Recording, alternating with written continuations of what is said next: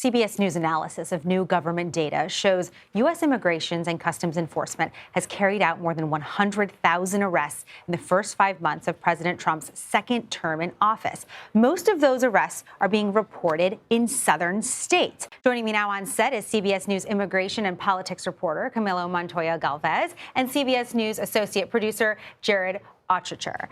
So, Camilo, I'm going to start with you. What exactly did you learn from all of this data? Where are these arrests occurring? Well, it's no secret that ICE operations have increased dramatically under the second Trump administration, which has promised to oversee the largest deportation effort in American history. But we wanted to look at the data to see where the arrests and operations are concentrating and which states are seeing the most arrests. And what we found by looking at the data is that, for example, Texas has seen nearly a quarter of all ICE arrests during the first 5 months of the Trump administration, followed by Florida with 11%, and then California, your home state, with 7%. And other states like New Jersey, Virginia, Arizona, Georgia, and New York have also seen higher levels of arrests compared to other states throughout the country. And the data really makes sense. In the case of Texas and California, they sit along the U.S.-Mexico border. Right. So many of the immigrant detainees are people who cross the border illegally and then are apprehended by Border Patrol and then transferred to ICE custody. Florida is not a border state, but it is home to a large immigrant population like Texas and California. And it is also a state that is massively and significantly collaborating with the administration on immigration by allowing local police and state law enforcement to be deputized as federal immigration agents. And then lastly, California is a really good example, for example, because it is a sanctuary state that prohibits collaboration between ICE and local law enforcement, but it's also home to the largest undocumented population in the country. So you mentioned a couple of the surprises here. Jared, what stood out to you? What were surprises in the data that you found? So as Camilo mentioned, a lot of this is not shocking.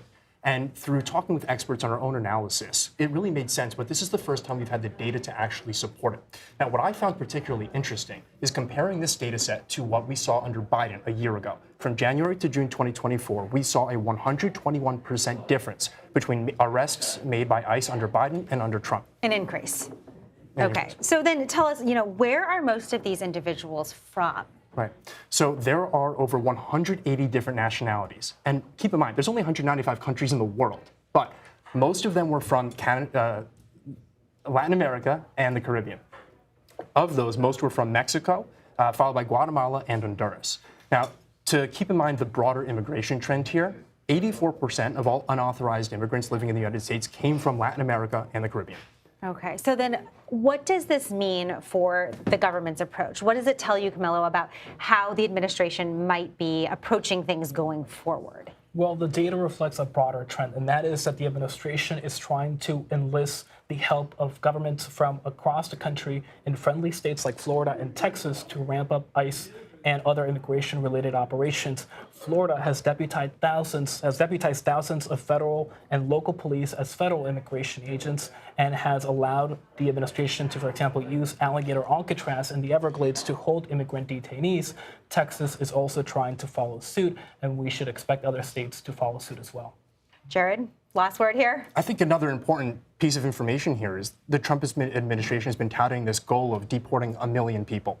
And we've seen 150,000 deportations so far this year, so there's still a long way to go. And as Camilo has reported a lot, there's a big discrepancy. Guys, thank you so much. Jared, Camilo, thank you for being here on set today. Good to see you. Thanks.